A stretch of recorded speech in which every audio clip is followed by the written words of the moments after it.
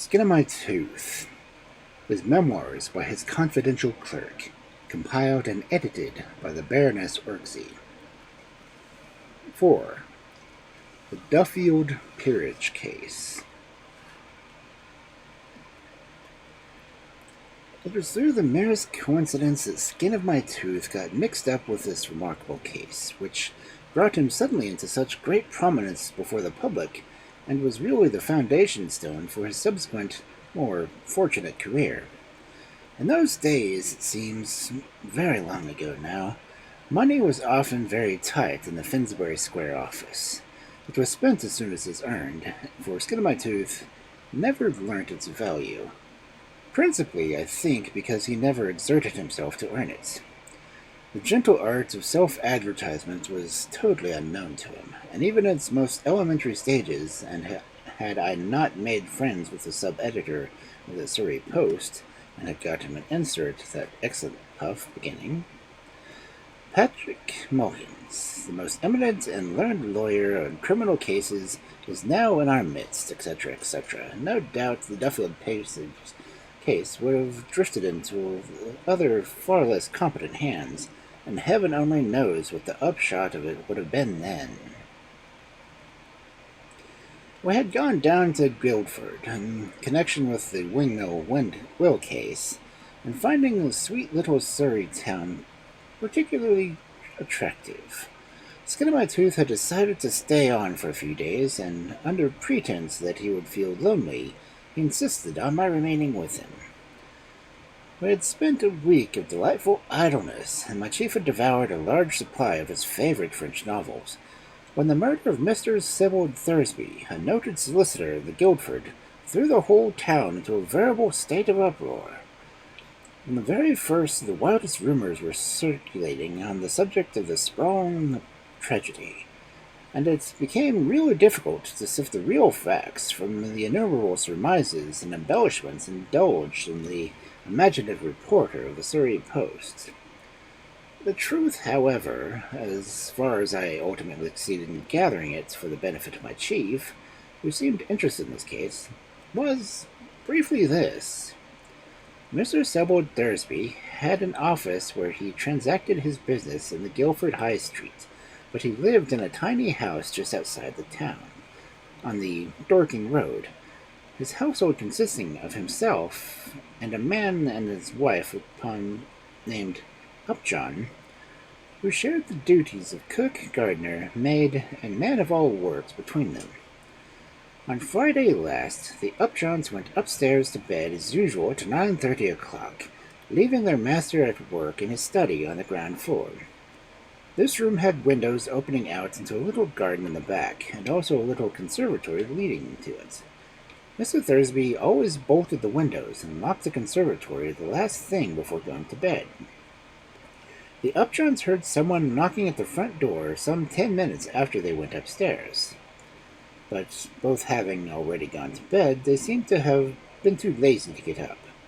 Whether Mr. Thursby himself let the belated visitor in or out, they could not say, for they heard nothing, and very soon were both sleeping the sleep of the just. But next morning, when Mrs. Upjohn went into the study, she was horrified to find her master lying on his side across the threshold of the conservatory door. His clothes, the clothes he was wearing the night before, were covered in blood, and his face was obviously that of the dead. Upjohn, summoned by his wife's screams, quickly ran to Guildford for a doctor and the police. The former pronounced life to be extinct. Mr. Thursby's throat having been cut from ear to ear, obviously with a short, curved blade found in the conservatory. There had been no time even for the short struggle for his life on the part of the unfortunate solicitor. According to the theory immediately formed by the police, he had been attacked with extraordinary suddenness and fury, practically at the very moment when he was opening the conservatory door to let the assassin in.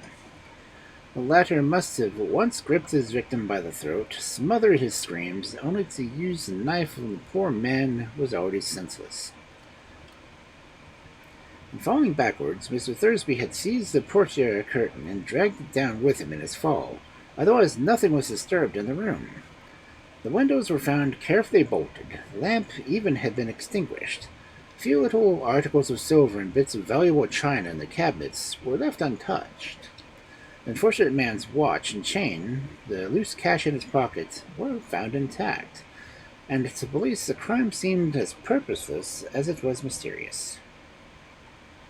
At the inquest, which was held on the following Tuesday, the verdict of willful murder against some person or persons unknown was returned, and the public had perforce to rest satisfied that everything was being done to throw light upon this tragic and awful affair. But gradually, her humor, and more persistent and positive, and less vague in others, began to find general credence. The Surrey Post had brought the news that a lady, a stranger to Guildford, had gone to the police to request the return of certain papers which had been in the charge of Mr. Sherlock Thursby, and for him she held a receipt signed by him. The rumor went on to assert that the search was made for the papers, and that they had not been found, but that one of the constables, when he was carefully surveying a room where Thursby was murdered, had discovered a handful of ashes of burned papers in the grate. 24 hours later, the news had spread throughout England like wildfire that the lady whose papers were so unaccountably disappeared claimed to be the lawful wife of the Earl of Duffield, and that those papers were of paramount importance to the legal aspect of her claim and that of her son.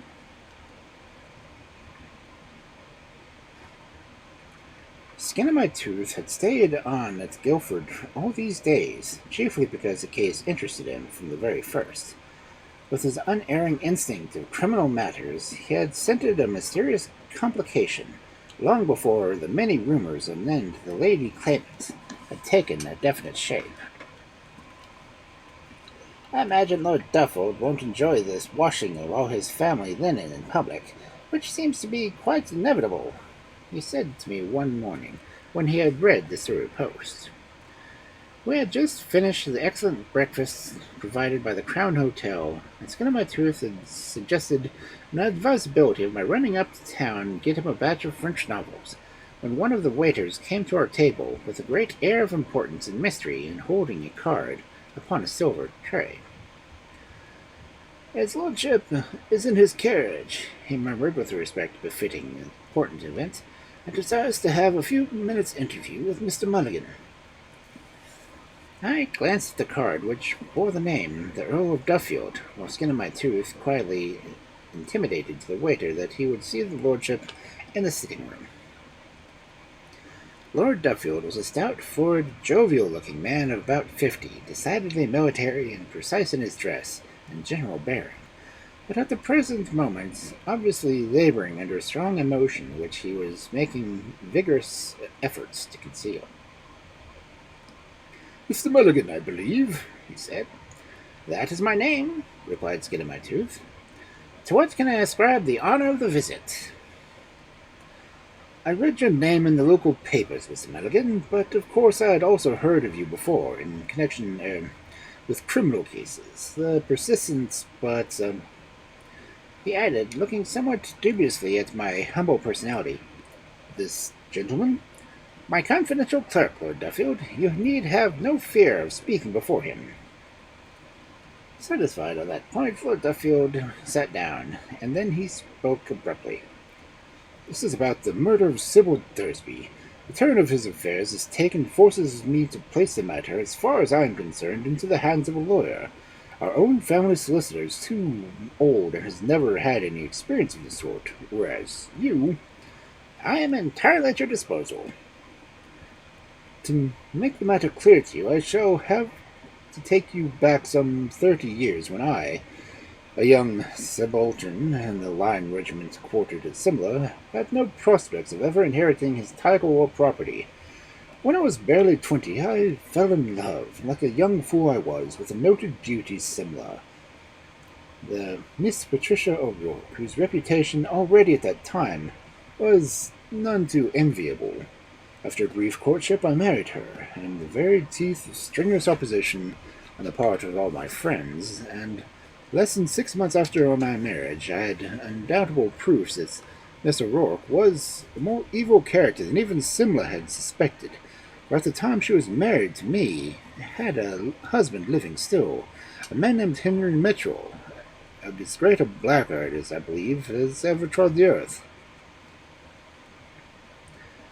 Half crazy with grief and the humiliation of it, I at last succeeded in obtaining a sick leave, and soon sailed for England, determined, if possible, to turn my back forever on the woman who has blighted my life, and on the scene of my folly and my shame. Well, Mr. Mulligan, I dare say that experience has taught you that grief at 20 is soon forgotten. Within a year of that saddest period of my life, my uncle, the late Earl of Duffield, lost his only son, and I became his heir. He obtained from me an exchange into the Coldstream Guards, and soon after that I married Miss Angela Hutton, the daughter of America's great Copper King. The following year my uncle died, and I inherited title and property, and then my own son Oswald was born, and I became a widower. In the meantime, Miss O'Rourke or Miss Mitchell had disappeared from Simla. No one knew where she had gone to. Some of my friends thought that she was dead. I was obliged to tell you this, Mr. Mulligan, resumed Lord Duffield after a slight pause, so that you may better understand my position at the present moment. Remember that I have been, during all these years, under the firm impression that my marriage to Patricia O'Rourke was an illegal one, and that our son, born of the union, was not legitimate. I had what considered an ample proof that Henry Mitchell was alive at the time that she married me. When I taxed her with the crime of bigamy, she not only did not deny it, but calmly told me to go my way if I liked. Now, after 30 years, she has once more appeared on the arena of my life. Not only that, but she has come forward with a strong claim for herself and her son. She has obtained affidavits sworn to by people of impeccable position, testifying to the death of Henry Mitchell in Tehran, where she had settled down in business 3 clear days before her marriage to me. After 30 years, commented Skin of My Tooth in astonishment.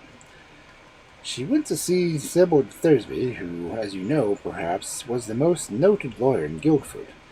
He was a very old and intimate friend of mine. She put all the facts before him and showered him with all her papers. He came and told me himself that the affidavits were perfectly in regal, duly signed and witnessed by the British consul in Tehran. One had been sworn by Dr. Smollett, the leading English medical man who attended on Henry Mitchell in his last days of illness. But why 30 years?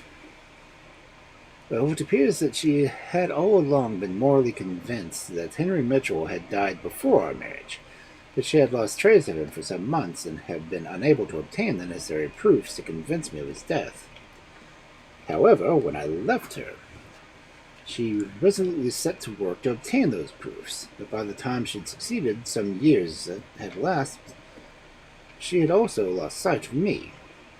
She did not know that Lieutenant Adrian Peyton had become the Earl of Duffield, you see, and mere accident revealed this fact to her, and immediately realizing her duty to her son, then set sail for England. Mr. Thursby, I understand, is a lawyer as well as thought the lady's claim? He thought that there could be no two opinions on the subject. There usually are, now, though, said Skin of My Tooth with a smile.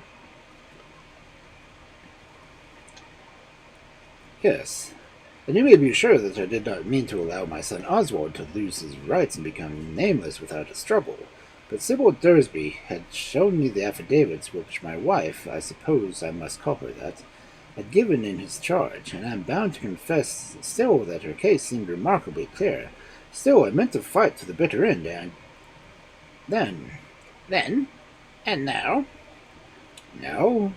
Have you forgotten that happened? Sybil Thursby has been murdered, and those papers have been stolen or destroyed. According to you, by whom? Asked Skin of My Tooth quietly. Heaven only knows. Look at me, Mr. Mulligan. I am capable of such a crime, and yet the public opinion has already bent to verifiable scaffolding from those insinuations against me and my son Oswald. My wife has gathered round her a veritable army of Parisians. The London papers utter scarcely veiled accusations, and the people of this country cut me in the street. But what about your son? Viscount Storyteller, I mean. What about him, Mr. Mulligan? I tell you that there's an infamous conspiracy against him. He went out on the afternoon preceding Sybil Thursby's death to pay a visit to some friends about 20 miles the other side of Guildford. He was on his bicycle and rode home late in the evening. Just outside Guildford, his tire punctured badly, and he was still 5 miles from Duffield, so he elected to have the puncture mended in the town sooner than walk his bike home. He left his bicycle at Raleigh in the High Street. Then he thought he would kill time by having a chat with Sybil Thursby. He went on to the cottage. It was then a little before 10. He knocked at the front door, and receiving no answer, he went away again and went for a stroll in the lanes until his machine was mended. He called for it at Raleigh's at 10:15. It was ready then, and he rode home. Yes, and? And while he stood at the moment irresolute upon Sybil Thursby's doorstep, a couple of workmen saw him and have informed the police of this fact. If you have read the local paper this morning, Mr. Mulligan, you would have noticed that they announced sensational developments in the Guildford mystery. Then sensation will be, I take it, that my son Oswald will be accused of having murdered Sybil Thursby in order to destroy the papers which would have robbed him of his inheritance.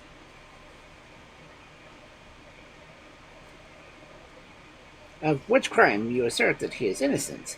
Pray do not understand me. Mine at present is an open mind. I've only followed the case very superficially. Since you have honored me with your confidence, I will, of course, go very fully into the matter. Your position from a legal point of view is secure for the moment. Failing the proofs that Henry Mitchell was dead at the time of your marriage with Miss Patricia O'Rourke, your proofs that he only died after the marriage hold good and make your proposition unsellable. In that way, the murder of Mr. Sybil Thursby has certainly done you, or rather your son, a good turn, for the lady may perhaps never succeed in getting her proofs together again. Teheran is such a long way off, and the credible English witnesses are probably dead or disposed by now. But of course, there is public opinion, and no doubt you yourself cannot estimate at the present moment how far it will force you your hand. Lord Duffield groaned. At present, he said, I only care about the dangers of my son Oswald. Quite so, and if you will allow me, I will now at once see the detective inspector in charge of the case. You may rest assured that everything that can be done will be done to throw daylight upon these unfortunate events. Lord Duffield seemed as if he would like to prolong the interview. He looked to me as if he had something in his mind which he could not bring himself to tell, even to his lawyer. Skin on my tooth, with his keen insight, also noted the struggle. I am sure, for he waited silently for a moment or two. However, after a brief pause, Lord Duffield rose, shook hands with my chief, nodded to me, and with a few parting instructions, he finally left the room. Part 2. I don't suppose that Lord Duffield realized how very strong public opinion was already against him in this matter. The lady, small blame to her, had made it her business to let the whole town know the full history of her case, and I must say that, as it stood now, it did not redound to the credit of the noble lord and his son. The detective inspector, on whom Skin of my Tooth called that same afternoon, was quite convinced that Lord Duffield and his son had planned and executed the destruction of the documents. The murder, he admitted, might not have been intended, but merely committed as a fact of self-defense when the noble thieves had found their friend awake and alert, instead of in bed as they had supposed. There is no doubt that Viscount Dottridge was seen loitering around the cottage at about 10 o'clock at night. The Upjohns were firm in their statement that they had heard a noise at the front door at about that time. The theory of the police was that the young man had gone round to the garden and tried the conservatory door. Mr. Thursby, hearing a noise, had gone to see what the noise was, and probably gripped by the throat before he could utter a scream. Personally, Mr. Mulligan, I have very little doubt that his lordship in this game somehow, concluded the detective at the end of our interview with him, but I think you will agree with me that the position is remarkably difficult. What in the world am I to do? Duty is duty, and there must be no one law for the rich and another for the poor. The matter can't be hushed up now. Lady Duffield, I suppose she is that, really won't allow the matter to rest. As long as she remains in the public, she will keep public opinion well stirred up. I wish she could be persuaded to leave the matter alone now. Even if they succeeded in proving a charge of murder against Viscount Dottridge, it won't give her son any better chance to make good on his claim, will it, sir? Certainly not, replied Skinnamartooth. You have to put the matter in a nutshell. As you say, it would be far better if the lady vacated the place and left you a free hand to hush up the scandal or not, according to the discretion of your chiefs. It was clear from the interview that the detective inspector did not know how to act. Torn between his respect for the title and position of Earl of Duffield and his own sense of duty in view of many proofs in favor of Viscount Dottridge's guilt, he was certainly inclined to wait, at any rate until the public opinion literally forced his hand on the chiefs. But in the meanwhile, Skin of My Tooth had announced to me his intention of seeing the lady who seemed to be the real center of the many tragic events of the past few days. We walked around to Duffield Arms, where we understood that she was staying, and 2 minutes later we were shown into a private sitting room which she occupied at the hotel. I must say that I looked with some interest at the woman round whom such exciting events seemed to have been gathered. Though she may have been nearly 50 years of age, certainly, there was even now a wonderful amount of fascination about her entire personality, the power of magic in her blue eyes. Her son, whom she introduced to us as Viscount Dottridge, was with her when she came into the room, and it was quite impossible not to be struck immediately by the distinct resemblance which he bore to his father. Legally or not, this young man was undoubtedly the son of Earl Duffield. Nature had taken special care to prove that fact, at any rate, and my sympathies immediately went out to him and to his beautiful mother, for there was no doubt that luck had treated them very roughly. She received my chief very graciously, and bidding him to be seated, she listened with a smile to what I may term presently of his credentials.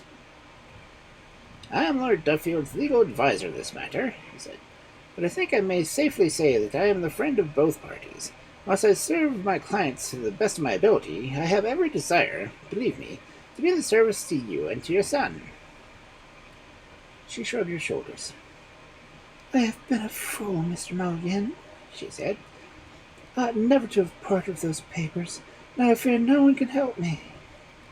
Surely you're wrong. There is no reason why the lost papers should not be replaced. It certainly may take some years and money, she interrupted preemptively, which I have not got.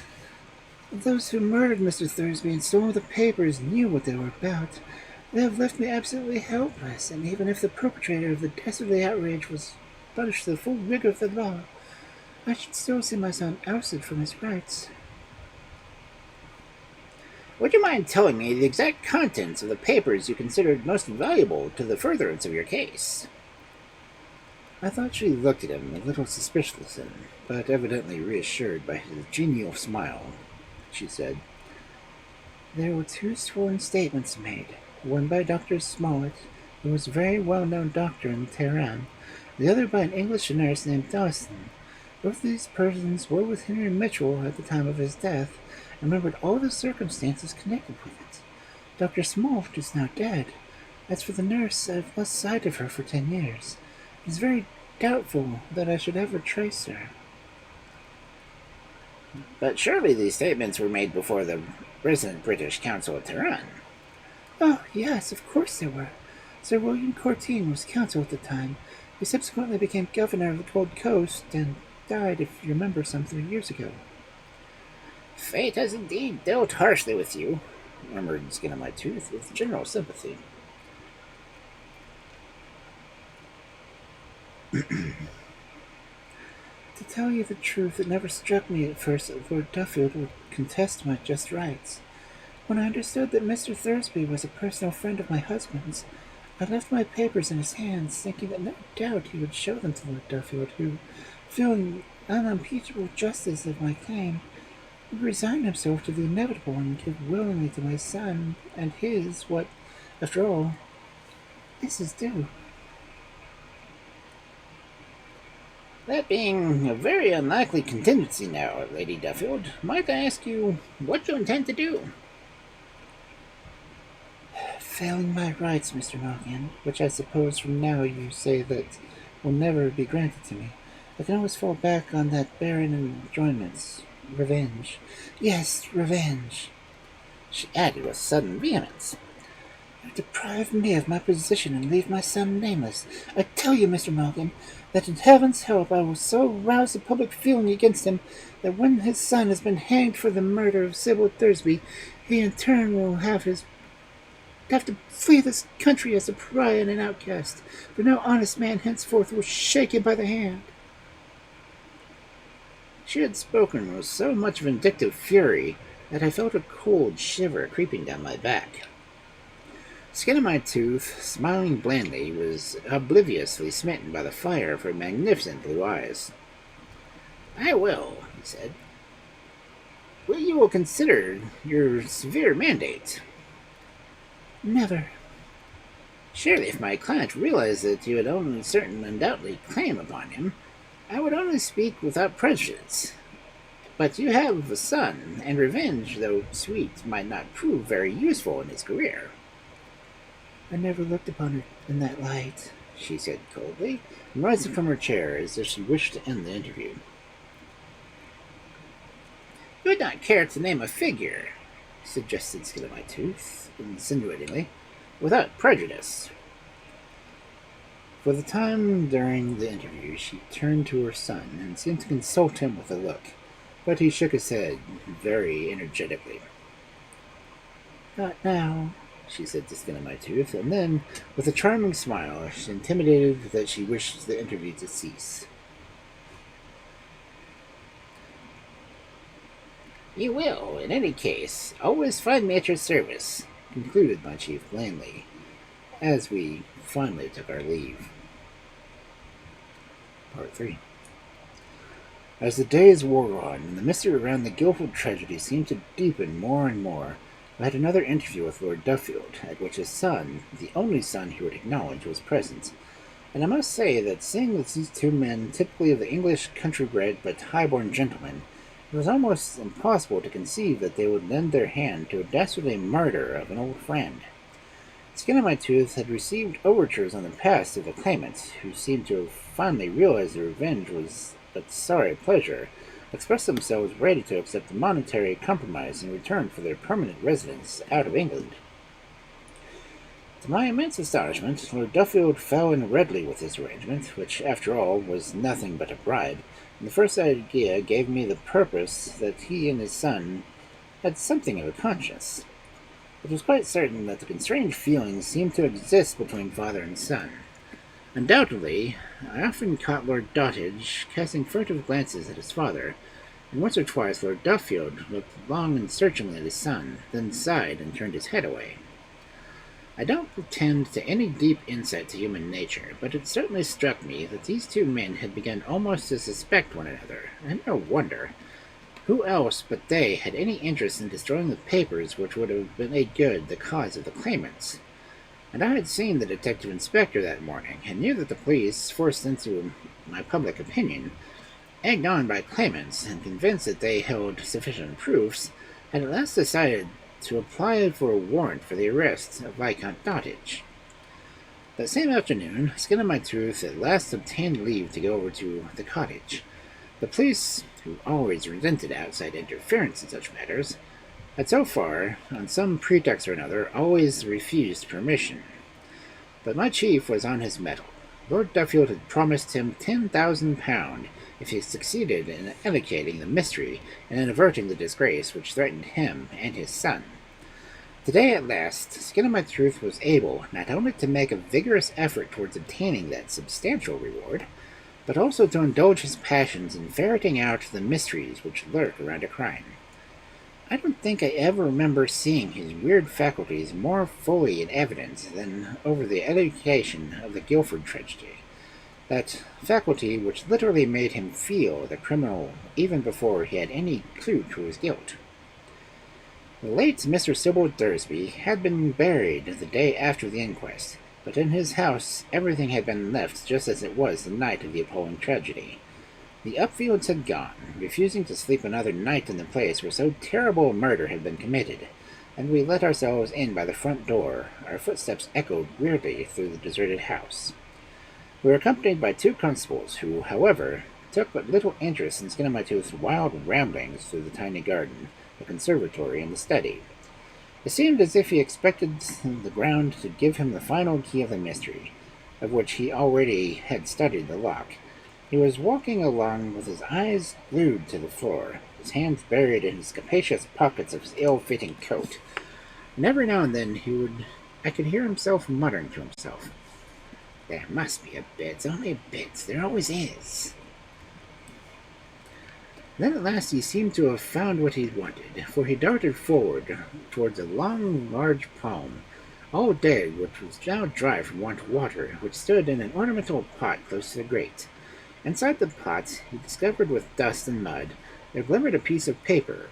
Skin of My Tooth seized it as if it had been the most precious piece of jewelry. Then furtively he thrust it into his pockets, and signed to me to hold my tongue, as the constables had just come into the room. After this short episode, Skin of My Tooth expressed himself satisfied with all he had seen, and together we returned to the hotel. Once alone in the privacy of our sitting room, he took the dirty pieces of treasure from his pocket and carefully knocked the dust off of it, and then spread it out smoothly before him on the table. "You mayn't think it, Muggins," he said, "but this piece of dirty paper is worth an earldom, and a good deal many other things besides, including the life of a man, who, without this wee scrap, would probably have ended on the gallows. It is also worth £10,000 to me." I eagerly looked over his shoulder, and the scrap of paper was about the size of a hand, and obviously had been torn off another larger sheet. The words I could decipher were, "Harry Mitchell, 22nd, 1871, in my presence." And lower down was the evident signature, written was in a different hand. Lord Dawson. "And what of it, sir?" I asked. "What an ass you are, Muggins!" he said impatiently. "Can't you see that this is all that is left of one of the affidavits proved that Henry Mitchell died on January 22nd of 1871, or 3 days before Adrian Peyton married Patricia O'Rourke? The signature is that of the nurse, Dawson, who swore this particular affidavit." "It's no use in this state, is it, sir?" "Oh, yes, Muggins. The affidavit is always useful, even in this condition. You look out a train for me. Early tomorrow morning I'm going to go up to town with this scrap of paper." He would not tell me anything more, and the next morning we went up to town and stayed away all day. I saw the detective inspector in the afternoon, who told me that the warrant for the arrest for Lord Dottage was actually out, but that he had had a wire in the morning from Scotland Yard to await further instructions. "I fancy," he said with a grin, "that Mulligan has not deserved his nickname in this time. He can't get Lord Dottage out of his hole, not even by the skin of his teeth." In the evening, however, Skin of My Tooth came home, dead tired and triumphant. I met him at the station, and together we immediately proceeded to the police station. "I've been waiting to see you, Mr. Mulligan," said the inspector. "We cannot delay any longer, and tonight we must execute the warrant against Lord Dottage." "You can throw that warrant into the fire, Inspector," replied Skin of My Tooth quietly, "and tomorrow you can apply for another. You'll have to be pretty quick, too, as I fancy your game smells a rat already, and may yet slip through your fingers." "What do you mean?" "Only this. When you kindly allowed me to view the scene of the interesting murder case you had on hand, it was my good fortune to come across this interesting document." Skin of My Tooth once more carefully unfolded the dirty scrap of paper on which he had set much store. "What in the world is this?" asked the inspector. "That is a very question put to me under the same circumstances by my clerk, Mr. Alexander Sostenius Mullins." "This paper, Inspector, is all that is left of one of the more affidavits which were to prove the legality of certain claims made by a charming lady and her son. You will notice the signature, Dawson. I may tell you that the lady in question had lost her sight since 10 years ago in Dawson, who attended upon her husband in his last illness. The same illness occurred 30 years ago. We have no official knowledge as to when the affidavit was filled, beyond the fact that it was more than 10 years ago.